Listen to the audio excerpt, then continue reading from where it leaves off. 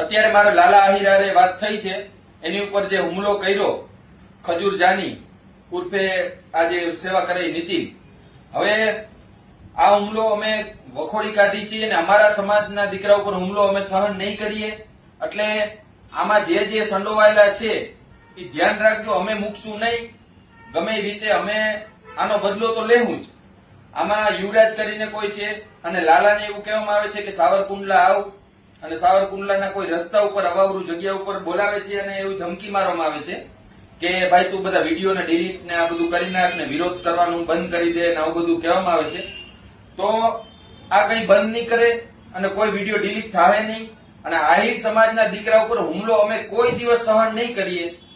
આ એક યાદ રાખજો, પેલો આહિર સમાજનો કોઈ દીકરા ઉપર હુમલો થયો તો પેલો ઘા અમીર બારાડી સહન કરશે. ધ્યાન રાખજો, અમીર બારાડી આહિર સમાજની વાત આવશે અહીંયા પેલો ઉભો હશે. એટલે અમે કોઈને મૂકશું નહીં.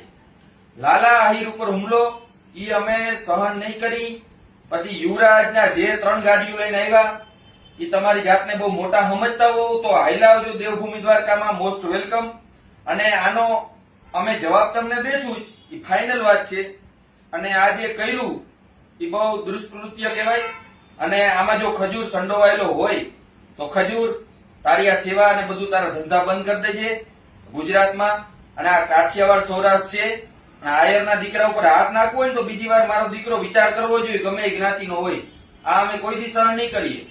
અમારા સમાજ માટે જયારે વાત આવી ત્યારે અમીર બારાડી પેલો ઉભો હોય, ધ્યાન રાખજો. ભલે કદાચ 2 કેસ વધી જાય પણ અમે તમને મૂકશું નહીં. કેમ કે અમારા સમાજ ઉપર વાત આવી, અમારા સમાજના દીકરા દીકરી ઉપર વાત આવી, તેથી અમે લડવાના જ છીએ. બરાબર? આ એક યાદ રાખીને હાલજો. ભવિષ્યમાં અમે સહન નહીં કરીએ ખોટું કોઈનું. કાયદાકીય રીતે અમે બધી રીતે અમે અમારી રીતે સક્ષમ રીતે લડવાના જ છીએ. અને અમુક વસ્તુ આમાં વિડીયોના માધ્યમથી અમે ના બોલી શકીએ પણ અમે આનો જવાબ તમને દેશું, જરૂરથી દેશું. ખજૂરના પુરાવા નીકળશે તો ખજૂરને જવાબ દેવામાં આવશે. બરાબર? કઈ વાંધો નહીં, કરશું જલ્દીથી. જય દ્વારકાધીશ.